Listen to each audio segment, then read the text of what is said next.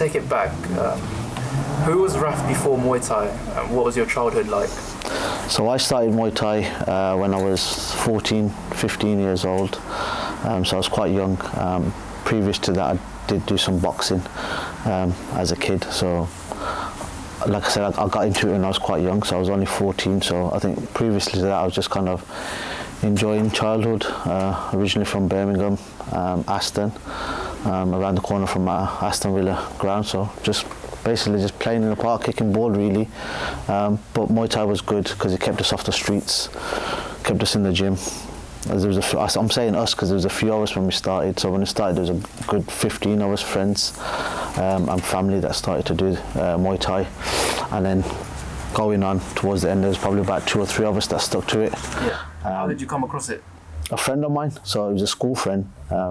And he was jogging, and I remember, and I said to him, "Oh, why are you jogging?" Because it was this guy which you never think they'll run, and he said, "Oh, I do Thai boxing," and I was like, "Oh, what's that?" I didn't know what it was, because like I said, I did boxing before.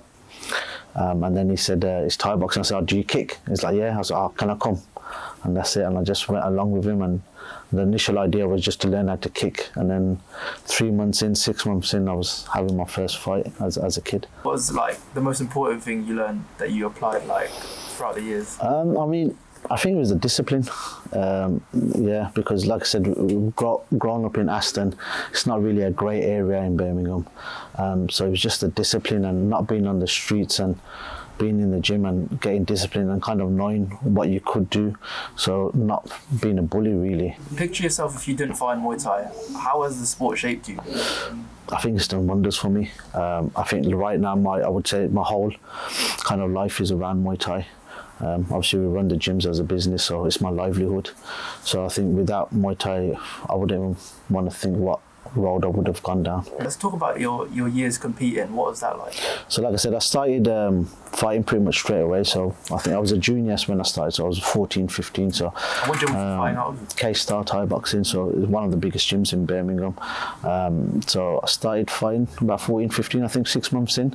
And then I fought, I think, at about 17 fights, going up former English champion and former British champion. What was the most important thing you learned from winning a fight and losing a fight? We'll start with losing. To be honest, I lost my first fight, so it was a bit gutting. But I learnt from it. So you see a lot of fighters, obviously now with the experience, they're winning. I don't think you learn as much from a fight that you win than from a fight that you lose. So I always say to my guys, don't worry if you lost a fight, you'll learn more from a loss than what you will from a win. Obviously winning is great, nobody wants to lose, and obviously the buzz behind it, and you get all your friends and everyone's coming around and congratulating you, and that feeling, you won't get that feeling when you lose. You know, everybody will tell you, like, getting in the ring is a lonely sport. So that losing, you won't get that buzz, you won't get that support. And winning, everybody wants to kind of be your friend and be there for you. What has been your favourite memory in Thai boxing? In Muay Thai, I couldn't say there's one. If we go back from when I started, I'd probably say winning my first bout, winning second bout, and then before I opened 8 Limbs, I used to work for K-Star, so I was one of the instructors there, and then obviously helping training the guys there and making them champions as well. So that's quite obviously like a memory as well. And then obviously opening my first gym here. So this where we are now. This is we're in Coventry.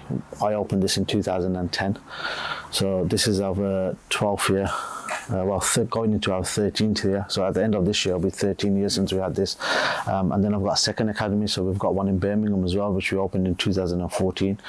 So even now, obviously I promote it now as well, so I run the S3 Fight League, so I've got that. So there's a lot of memories and a lot of good things happening. How do you pick someone up when they're at a low point in fight camp? Or how did you even do it for yourself when you're fighting? I think the main thing is with your fighters to keep them motivated.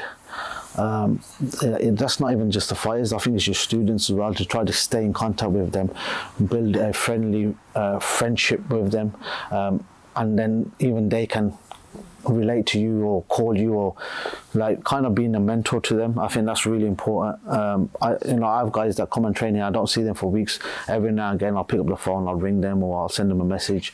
How you doing? Everything okay? Because sometimes what happens is you get the guys training, and then they haven't been in for 2 weeks for whatever reason.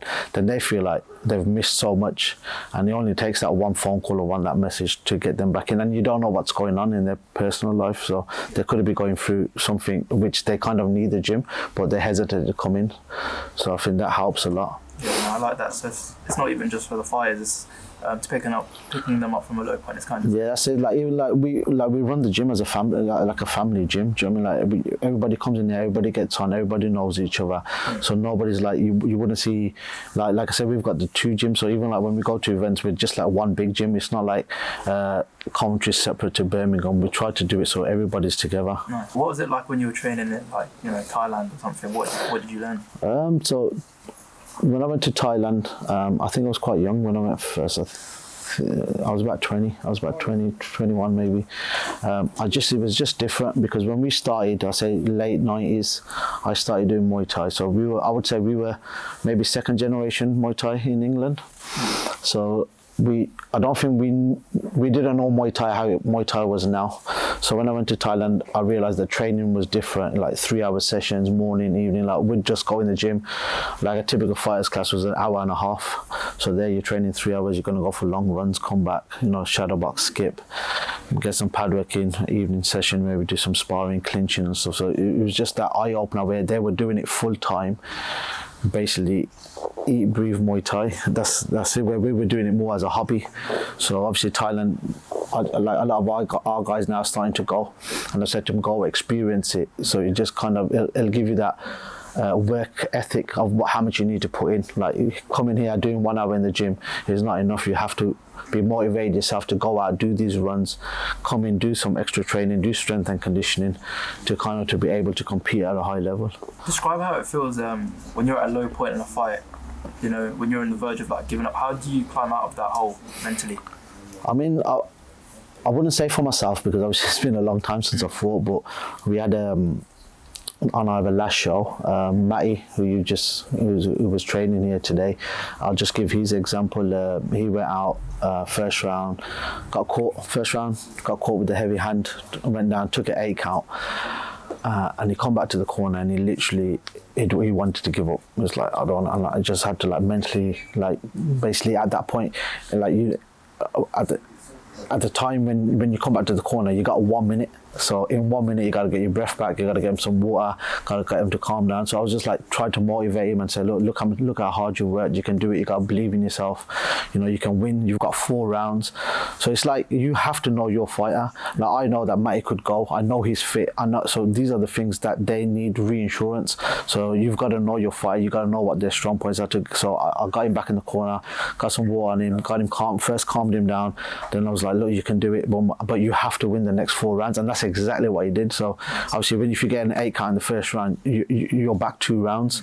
So I was like, you need to win and he went out and he did exactly what I said. He was strong. He finished the fight full 4 rounds. He went out and he won every single round and won the fight. But if I knew he weren't fit, or if I didn't know his strong points, there was no way of me getting him off that stool and getting him back out with that second round. Who's your biggest inspiration in and out of the ring? It's hard to say. I think I'll just say my father. Do you know what I mean? Like you go back to your parents, because I think that's the first kind of people you see kind of growing up. And obviously my parents have always been around, so my parents have always been supporting, even till now. Like I can easily ask them and whatever, ask a question and they'll be there for me. So I think as in that, like an inspiration wise, I wouldn't say like a footballer or do you know what I mean? Like I would have to know somebody personally. Yeah. Do you know what I mean? And also my trainer. Do you know what I mean? Like I said, I started off at K-Star, so obviously I would say give big props to Steve Logan, because he was there for us, and even he was like a father figure to us, and when he brought us up. So I would even say, Steve has been a big part of my Muay Thai journey. With the gym being in the centre of like a student city, loads of people coming in from different countries, cities, what did you want the gym to offer them? So when I first started here in Coventry, my main goal was just to make Muay Thai accessible. So when I first came to Coventry, there wasn't a gym in Coventry, and even isn't now, that does full-time Muay Thai. So most of the gyms in Coventry do other martial arts, so it might be BJJ or other stuff. So we were the only gym that did full-time, and full-time in a sense where we had beginners classes, intermediate classes, advanced and fighters classes. So we had different levels, and we still do now. So that was the main idea about it when I opened my gym. I just wanted to do Muay Thai. We still have BJJ here now as well, but that's completely different, and it's only like 3 sessions a week. But yeah, that was the main thing, to get Muay Thai to everybody and also to make it affordable.